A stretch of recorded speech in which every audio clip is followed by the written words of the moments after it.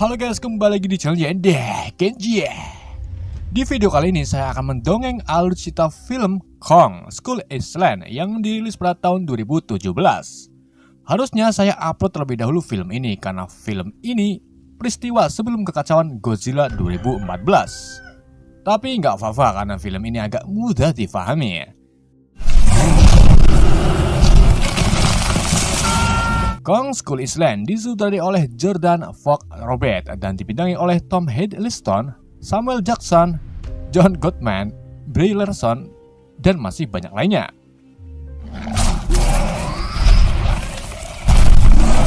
Film ini mengisahkan perjalanan ekspedisi sebuah tim yang Film ini mengisahkan perjalanan ekspedisi sebuah tim yang memiliki misi ke pulau misterius di kawasan Samudra Pasifik. Namun sayang, rencana mereka berakhir pahit saat tiba di pulau misterius. Mereka malah diserang oleh kemarahan makhluk raksasa bernama Kong. Gimana kisah selanjutnya? Mari kita simak alur ceritanya.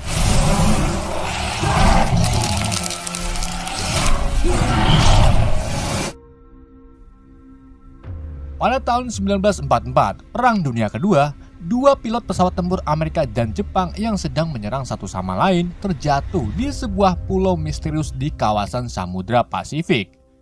Kedua pilot tersebut bernama Hank Marlowe, pilot pesawat tempur Amerika, dan Gunpei Ikari, pilot pesawat tempur Jepang. Mereka berdua kejar-kejaran sampai masuk ke hutan dan berakhir di tepi jurang, di mana mereka ini bertarung.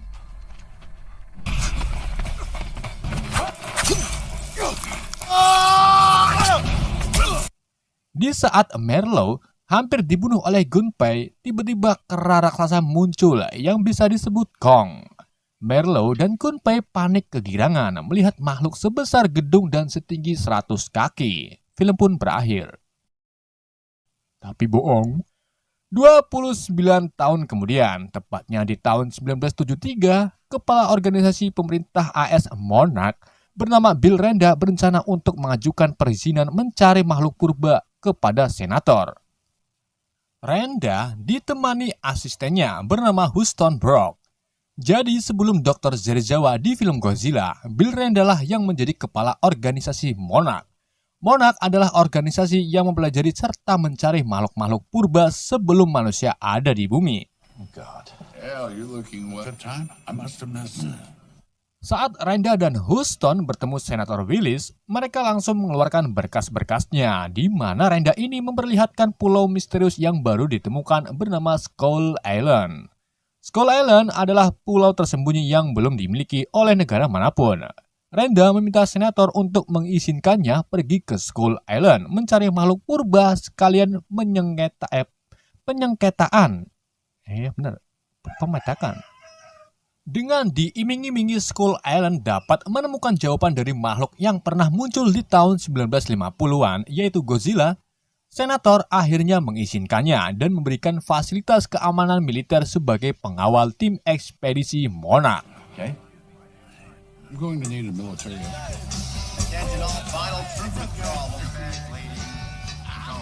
Dalam ekspedisi ini, mereka merekrut unit Angkatan Darat AS yang dikomandoi oleh Letnan Kolonel Preston Packard.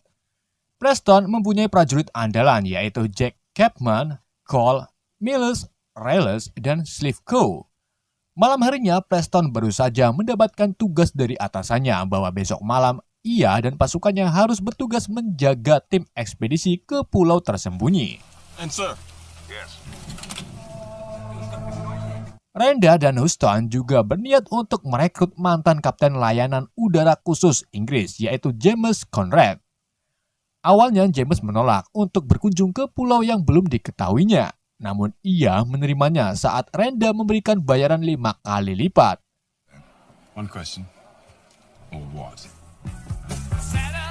Mason Weaver, seorang fotografer anti-perang, mendapatkan tawaran untuk ikut bersama tim ekspedisi mengunjungi pulau yang belum dijamah di dunia luar. Hal ini kesempatan Mason untuk lepas dari penganggurannya selama 5 tahun. Ia pun setuju untuk ikut ekspedisi. Besok malamnya, mereka semua berkumpul di kapal dan berangkat ke Skull Island. Saat di perjalanan, pengawas ekspedisi menyampaikan bahwa misi kali ini menjatuhkan bom seismik terlebih dahulu untuk memetakan Skull Island dan membuktikan apakah tanah di Skull Island berongga Brox. Namun sebenarnya ada tujuan lain dari Bill Randa, yaitu memancing makhluk purba muncul. Mayor Jack Chapman juga menyampaikan setibanya di pulau nanti, kapal penjemput akan menunggu di ujung utara pulau selama 3 hari. Jadi ekspedisi ini cuma 3 hari selama di pulau. Singkat cerita, mereka tiba di perairan Skull Island di mana para penumpang kapal melihat badai abadi yang mengelilingi Skull Island. Kolonel Preston segera mempersiapkan semua helikopternya untuk masuk ke badai tersebut. Setelah semua tim ekspedisi naik ke helikopter, mereka berangkat menuju badai. Combat formation. You ever looked into a hurricane and decide?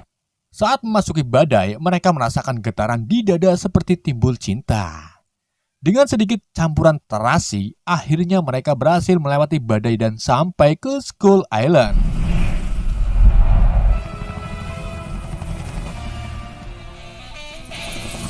Fox leader, the Fox group. Pengawas ekspedisi dan asisten Randa mendarat terlebih dahulu untuk mendeteksi tanah di Skull Island, sementara sisanya menjatuhkan bom seismik ke permukaan. Setelah itu, Houston dan rekannya, Sun, mendapatkan hasilnya bahwa tanah di Skull Island benar-benar berongga. Tandanya ada makhluk hidup di bawah pulau ini. Saat itu juga, gedebok kelapa terbang dan menghantam salah satu helikopter. Ternyata itu kelakuan Kong. Ia marah karena tempatnya dilempari mercon. Preston dan yang lainnya terkejut melihat keras sebesar gedung. Disinilah semua helikopter digeprek-geprek oleh Kong.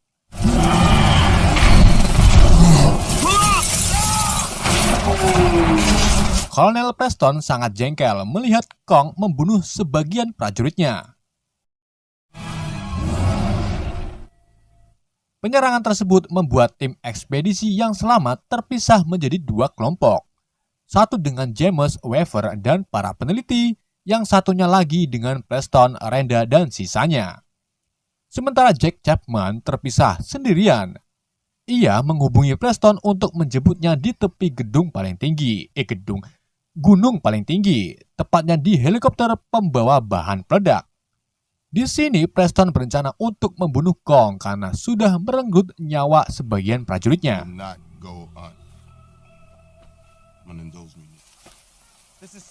Kelompok James terus berjalan menuju utara untuk menemui jemputan. Saat di perjalanan mereka bertemu kebo yang punggungnya ada sayurannya. James meminta Slivko untuk tidak menembak karena menurut James kebo ini gak ganas.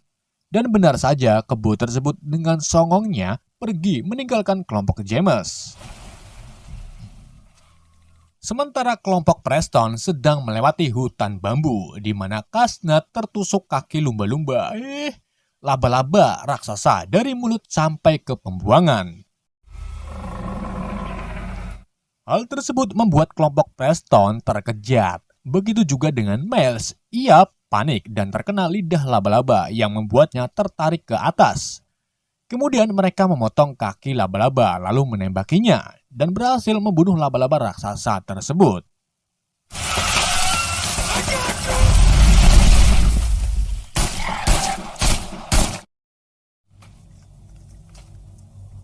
Kita kembali ke kelompok James, di mana mereka ini menemukan sebuah bangunan kuno dan dikepung oleh penduduk asli Ewi. Kemudian Hank Merlow muncul yang kini sudah sangat tua. Ternyata ia masih hidup dan berbaur dengan penduduk Ewi selama puluhan tahun. You are more beautiful in the field. Kelompok James Conrad disambut hangat oleh Ewi dan boleh tinggal di kampungnya. Di sini Merlow menjelaskan tentang Kong bahwa Kong adalah makhluk pelindung di Skull Island. Dulunya Kong punya keluarga namun keluarganya dibunuh oleh kadal raksasa penghuni bawah tanah yang diberi nama Skull Crawlers. Skull Crawlers juga telah membunuh Gunpei Ikari. Kong satu-satunya yang hidup dan masih remaja. Ia bisa tumbuh lebih besar lagi. Dari semua Skull Crawlers yang Merlo temui, ada satu Crawlers yang ukurannya sangat besar dan dialah yang membunuh semua keluarga Kong. Penduduk Ivy percaya jika Kong mati, Skull Crawlers raksasa akan merusak pulau Skull Island. Setelah itu, James berniat untuk membawa kelompoknya dan Merlo ke utara pulau agar bertemu tim penjemput. Namun, Merlo melarangnya karena sangat berbahaya jika berjalan kaki, kecuali menggunakan jalur sungai. Kemudian Merlo menunjukkan rakitan perahunya yang terbuat dari bangkai pesawat Merlo dan pesawat Gunpei Ikari. Tetapi perahu tersebut belum bisa digunakan karena harus diperbaiki terlebih dahulu. Saat itu juga mereka langsung memperbaikinya.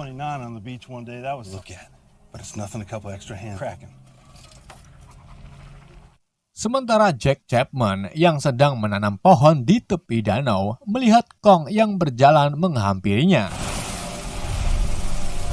Chapman segera bersembunyi dan ia melihat Kong terluka di bagian lengan kanannya. Saat itu juga Kong menarik sotong yang ukurannya luar biasa kecilnya.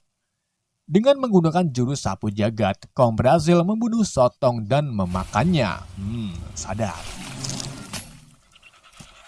Beberapa menit kemudian, Chapman beristirahat di bawah pepohonan di mana ia tak bisa lagi menghubungi Kolonel Preston. Tiba-tiba gedebok yang diduduki Chapman berdiri dan ternyata gedebok tersebut hidup serta berjalan. Saat Chapman menembakinya, disinilah Chapman mati dimakan oleh Skull Crawlers.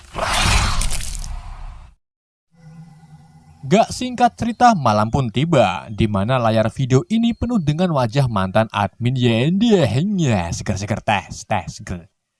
Di sisi lain, James Conrad memberikan korek api pemberian ayahnya kepada Mason untuk menerangi lensa kameranya memfoto Aurora terindah. Keesokan harinya, Merlo menunjukkan makam Gunpei Ikari kepada kelompok James. Merlo mengungkapkan bahwa ia dan Gunpei telah menjadi sahabat setelah bertemu Kong. Mereka selalu bersama hingga akhirnya Gunpei mati diserang oleh Skull Crawlers. Setelah itu, mereka mencoba menyalakan perahu yang sudah diperbaiki. Dengan sedikit parutan kunir, akhirnya perahu rakitan Merlo menyala dan dapat digunakan. Mereka berpamitan kepada penduduk Ivy dan perlahan-lahan mereka pergi menuju utara pulau.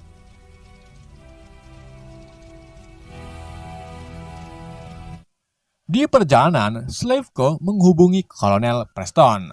Slevko meminta Preston untuk menembakkan mercon ke atas, agar ia tahu posisi Preston dan bisa menjemputnya. Mereka senang setelah melihat posisi kelompok Preston berada di depan. Gak lama kemudian, pengawas ekspedisi digendol oleh plastik terbang. Pengawas tersebut tewas seketika setelah diserang oleh kumpulan plastik terbang. Beberapa jam kemudian, kedua kelompok akhirnya bertemu di tepi sungai. Di sini, Kolonel Preston Prackett bersikeras untuk menjemput Mayor Jack Chapman. Beberapa orang tidak setuju niatan Preston, namun James setuju dan menuruti kemauan Preston. Akhirnya, orang yang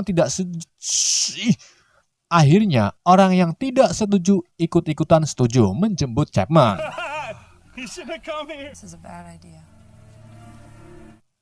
Di perjalanan menuju lokasi helikopter Chapman, mereka memasuki makam keluarga Kong yang dibunuh oleh Skull Crawlers raksasa. Di sini, Cole membuang rokok kreteknya ke tumpukan tanah yang menimbulkan percikan api dan meledak. Ternyata tanah di makam Kong terdapat zat korek gas. Bila mana terkena api langsung meledak. Gak lama kemudian, tiba-tiba Crawlers datang membuat kelompok ekspedisi berlari dan bersembunyi. Crawlers mendekati tempat James dan sisanya bersembunyi, di mana Crawlers ini memuntahkan tulang belulang Chapman. Di sini James mengetahui kalau Chapman sudah mati. Setelah Crawlers pergi, kelompok ekspedisi kembali melanjutkan perjalanannya, namun Renda melakukan kesalahan. Ia tak sengaja memotret di sekitarnya. Hal tersebut membuat Crawlers mengetahui keberadaan Renda dan memakannya. Di sini kelompok ekspedisi diserang oleh Crawlers.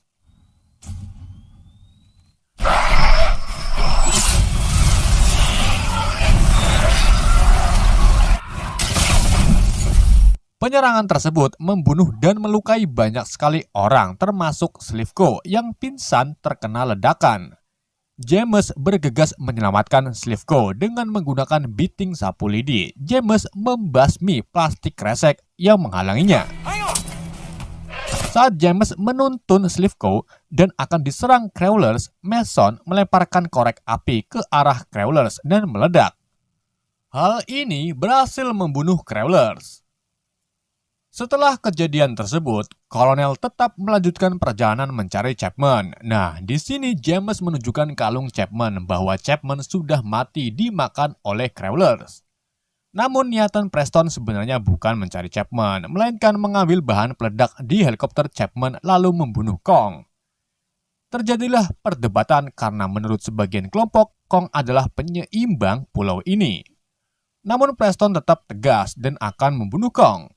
James meminta izin kepada Preston untuk mengantar Mason, Houston, Sun, dan Marlowe ke perahu terlebih dahulu. Kemudian ia menyusul Preston.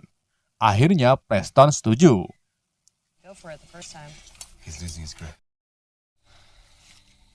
There's water. Di pertengahan perjalanan menuju perahu, James meminta Marlowe, Houston, serta Sun untuk tetap berada di posisi karena ia dan Mason berniat mencari tempat tinggi untuk mengetahui letak sungai dan perahu. Ants. Sementara Preston dan pasukannya menemukan bahan peledak di helikopter Chapman. Malam harinya, Preston membuat perangkap dengan bahan peledak untuk membunuh Kong. Sedangkan James dan Mason berhasil menemukan sungai, namun tiba-tiba Kong muncul dari kabut tebal lalu mendekati mereka berdua. Di mana James dan Mason ini merasakan kalau Kong makhluk yang baik.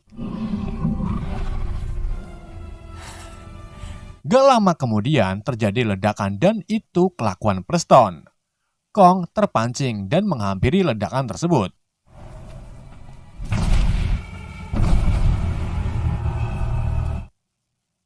James dan Mason kembali ke Marlowe di mana mereka ini berniat untuk menyelamatkan Kong.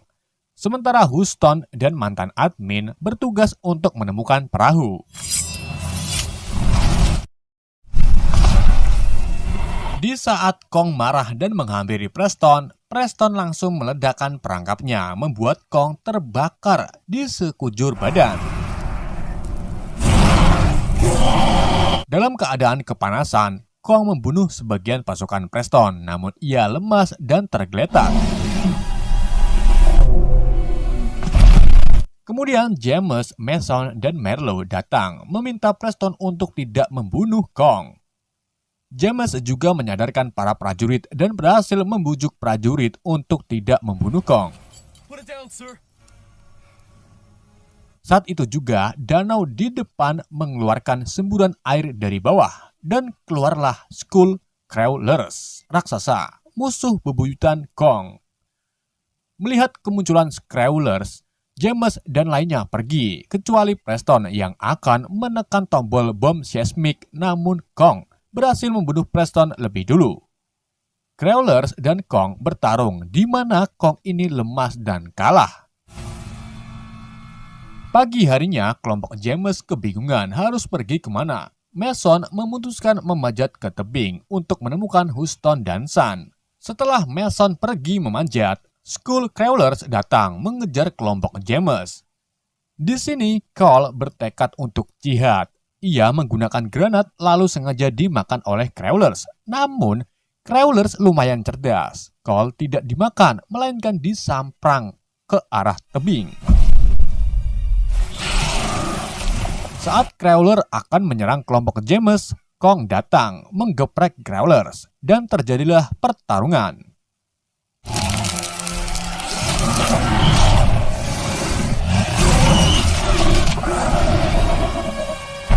Crawlers berhasil mengalahkan Kong dan akan membunuhnya. Namun Houston dan mantan admin JND datang menembaki Crawlers. Kong segera melepaskan rantai kapal yang barusan ditindihinya. Di sini Kong menemukan ide kreatif, yaitu menggunakan rantai dan kipas kapal sebagai senjata. Dibantu Mason dan yang lainnya, Kong kembali melawan Crawlers.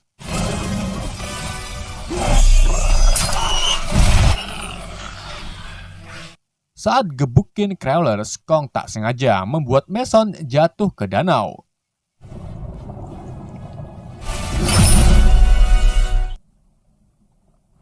Setelah melukai Crawlers, Kong bergegas menyelamatkan Mason, namun tiba-tiba Crawlers kembali menyerang.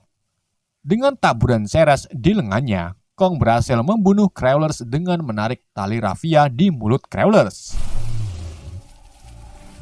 Setelah memenangkan pertarungan, Kong mengembalikan Mason kepada James.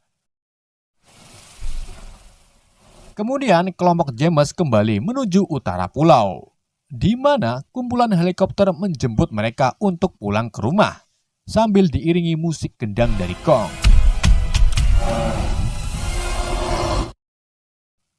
Hank Marlowe, seorang pilot Perang Dunia Kedua yang dinyatakan hilang dan mati, kini kembali ke rumahnya, di mana Marlowe ini pertama kalinya bertemu dengan anaknya yang sudah dewasa. Istri Marlowe terkejut, kegirangan, suaminya telah kembali. Di adegan pasca kredit, James dan Mason ditahan dan direkrut oleh Monarch. Mereka diberitahu oleh Houston dan Sun bahwa Kong bukan satu-satunya raja monster. Houston juga memperlihatkan rekaman arsip lukisan Goa yang menggambarkan Godzilla, Mothra, Rodan, dan Raja Ghidorah. Di lukisan terakhir, Godzilla dan Ghidorah sedang bertarung. Film ini ditutup dengan aungan Godzilla memanggil penjual bakso. Film pun berakhir. Oke, itulah alur cerita film Kong Skull Island. Semoga kalian terhibur alur cerita yang saya bawakan. Pesan yang bisa kita ambil dari film ini, sedia hujan sebelum payung. Sekian dari saya, wassalamualaikum warahmatullahi wabarakatuh.